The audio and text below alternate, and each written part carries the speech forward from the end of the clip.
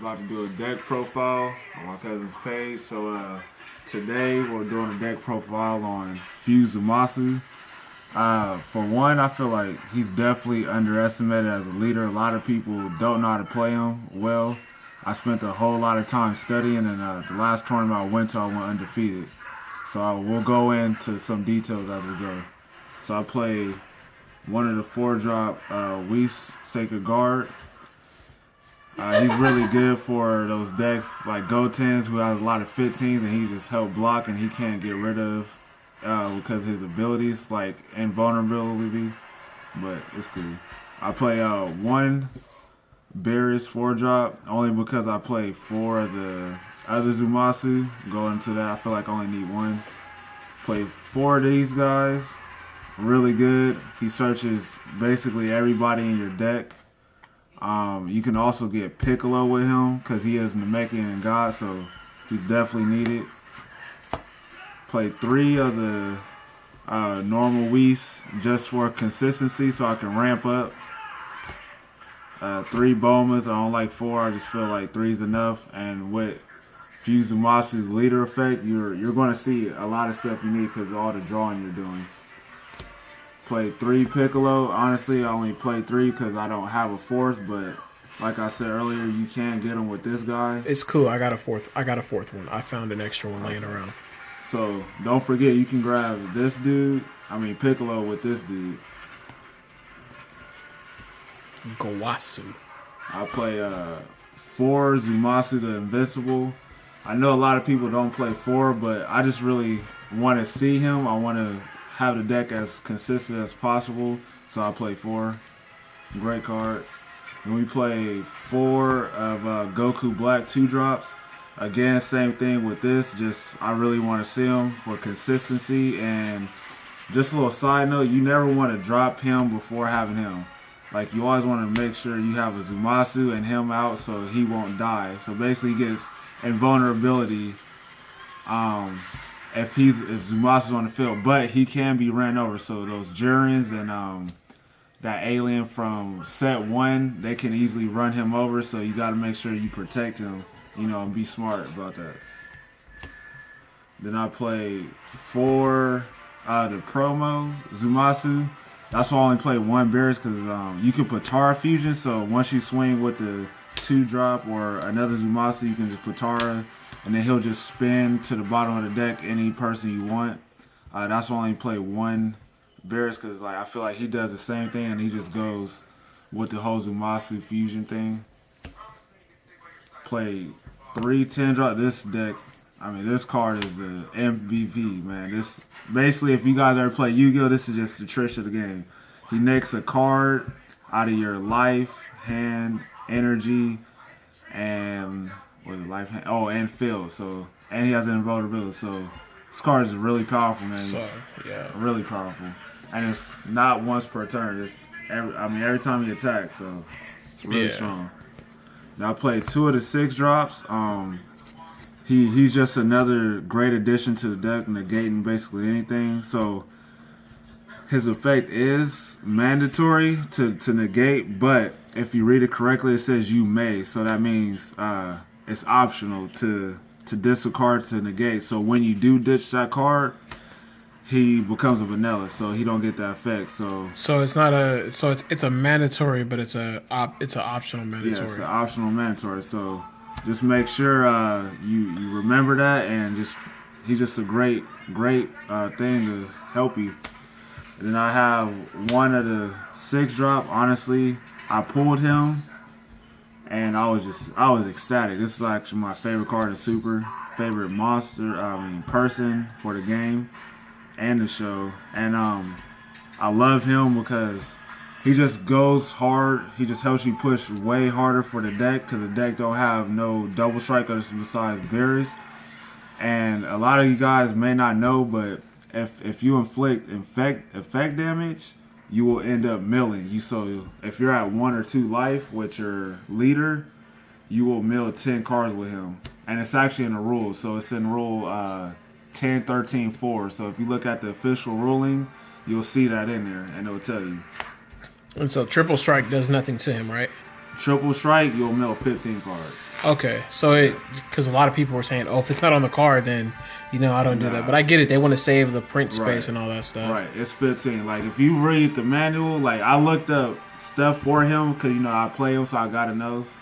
And for the extra cards, I played 2 time rings only because any other amount will be too cloggy, and this deck draws so much. Like your hand advantage is so ridiculous because you're constantly drawing, and you flip over to draw 2 real quick, and then you attack. So this is just only needed at 2. I played 3 Mafuba, just because I really want to protect my leader. Like once I switch over to the other side, I don't want to be milling nothing. I played 4 Xeno button, and a lot of people only play 2, and you probably may think I'm a scrub, but the way I play this deck, I play a whole lot of defense. So my whole logic is if they attack me and I have one of these, I'll just Piccolo, boost it up so I can take nothing. But before they attack, I'll just ready everything. And then I'll have all this hand negate to make sure my dudes stay alive. So I play a good amount of defense so my deck won't be milled out, due to his effects. So that's why I play 4, and then that's why I play 3.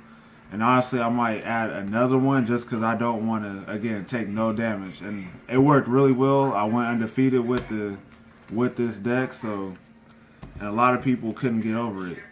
I play 4 objection just so you can ramp, and for consistency, like you always want to see it hand 1. And then for the side, I'm still work in progress, but side 2 sensu beans only because again the Go Tanks matchup or the cooler where they're always at 15. When you bump him up for the whole turn, he'll get that plus 500, and then you'll be at 2,000. So you don't have to waste no cards from your hand, or you don't have to waste no big 6-drop zamasu on the gate. And so he'll just make sure this card will make sure you're always over the hump.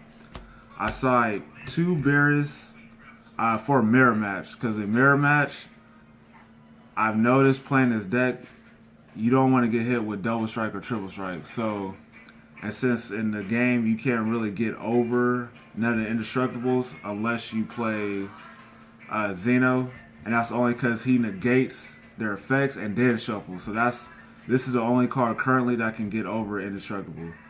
So I play side 2 of these and 2 of these. Cold Bloodlust them, but oh yeah, and Cold Bloodlust.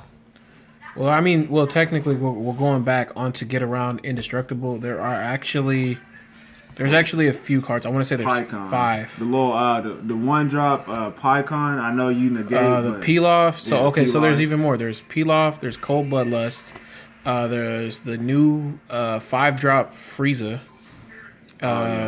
They can just send that back, and well, the Frieza can't because if you read on here, and we looked this up at the tournament.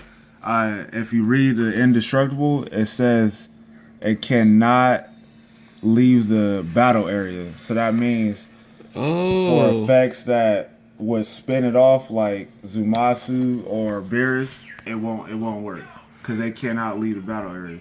So the only reason why that Xeno, again, because he negates their effect first and then okay, so it'd only be three cards.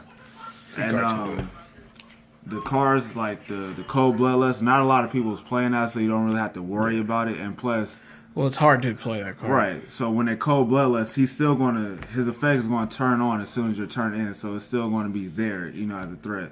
Then I play 1 Goku just again for side to negate, and also I like him in the mirror match just because it adds more pressure to attack to their Zamasu. So I get the negate off, and then I get, the field presence. So Xeno Button is a very powerful card for you. Yes, I really like that card. I play another one just again for those matchups. I play a whole lot of 15s. I don't want to be always counting on my hand. I just want to have stuff on board that's hard to get rid of. Then I side 3 of these guys just to combat. It's not that good against Cell, but I feel like, for all those decks who play a lot of 3 and less cards, and just for those hits, the 2-drops hits, if I can't get to them, this is just really good card to help get to those cards. And then lastly, I side 4 Champas.